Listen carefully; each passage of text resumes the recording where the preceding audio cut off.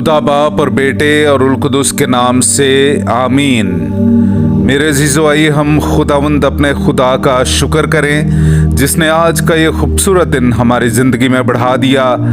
तो आइए अजीज़ो, हम आज के दिन का आगाज़ पाकमा कलीसिया की चुनी हुई तलावतों से करते हैं।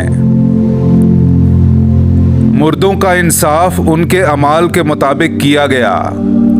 मैंने नए यरूशलेम को आसमान से उतरते देखा। हमारे लिए आज की पहली तलावत मुकाशवा की किताब उसका 20वां बाब पहली से चौथी और फिर 11वीं आयत से लेकर 21वें बाब की दूसरी आयत तक।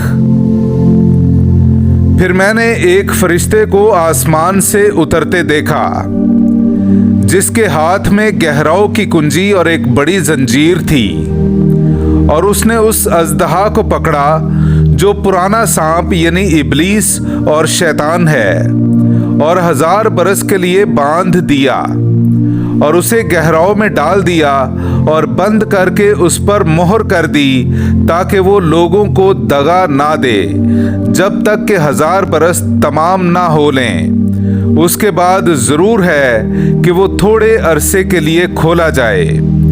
फिर मैंने तख्त देखे और जो उन पर बैठे थे उन्हें अदालत दी गई, और मैंने उनकी रूहों को भी देखा जिनके सर यीशु की गवाही और खुदा के कलाम की खातिर काटे गए थे, और जिन्होंने ना उस हैवान की और ना उस मूरत की परस्तिश की थी और ना उसका निशान अपनी पेशानी या अपने हाथों पर लिया था।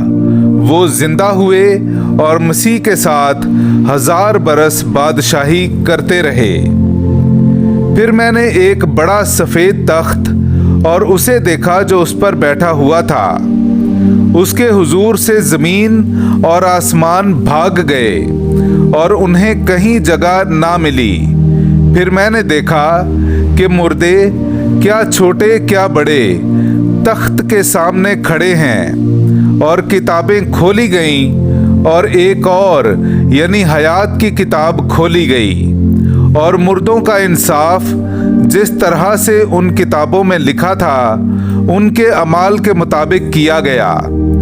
और समुंदर ने उन मुर्दों को जो उसमें थे दे दिया, और मौत और आलमे असफल ने अपने उन मुर्दों को हाजिर किया जो उनमें थे, और उनमें से हर एक का इंसाफ उसके अमाल के मुताबिक किया गया। फिर मौत और आलमे असफल आग की झील में डाले गए। ये दूसरी मौत है, और जिस किसी का नाम किताबे हयात में लिखा हुआ ना पाया गया उसे भी आग की झील में डाला गया। फिर मैंने एक नए आसमान और नई जमीन को देखा, क्योंकि वो पहला आसमान और पहली जमीन जाती रही थी और समुंदर भी न रहा था। फिर मैंने मुकद्दस शहर यानी नए यरूशलेम को खुदा के पास से आसमान से उतरते देखा, जो उस दुल्हन की मानित आरास्ता थी जिसने अपने खावंद के लिए सिंगार किया हो। पाक कलाम का पढ़ा और सुना जाना हम सब के लिए बाइसे बरकत हो। खुदा का शुक्र हो। खुदा आदमियों के दरमियान सुकूनत करता है।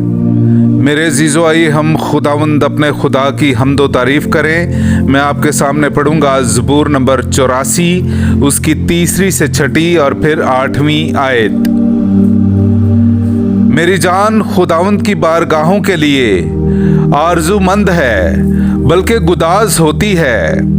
मेरा दिल और मेरा जिस्म जिंदा खुदा के लिए इश्तियाक से ललकारते हैं। चिड़िया को भी ठिकाना मिलता है और अबाबील को घोंसला जहां अपने बच्चों को रखे, यानी तेरे मज़बहों के पास ए रब्बुल अफ़वाज, ए मेरे बादशाह और मेरे खुदा।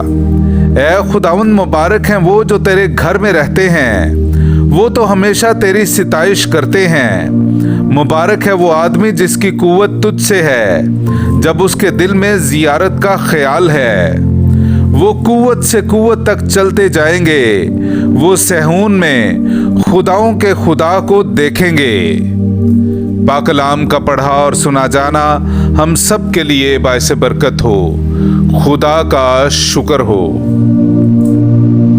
सीधे खड़े हो जाओ और अपने सर बुलंद करो, इसलिए कि तुम्हारी मुखलसी करीब है। हालेलुया। मेरे जीजो, आइए हम आज का इंजीली इक्तबास सुनते हैं। इंजील मुकद्दस बामुताबिक मुकद्दस लूका उसका 21वां बाब 29वीं आयत से लेकर 33वीं आयत तक।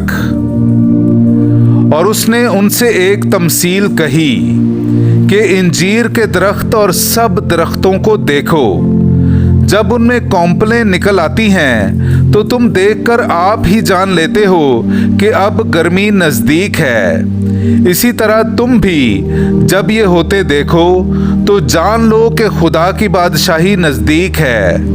मैं तुमसे सच कहता हूँ कि जब तक सब कुछ ना हो ले ये नस्ल हरगिज ना गुजरेगी। आसमान और जमीन टल जाएंगे मगर मेरी बातें कभी ना टलेंगी। पाकलाम का पढ़ा और सुना जाना हम सब के लिए बाइस बरकत हो। खुदा का शुक्र हो।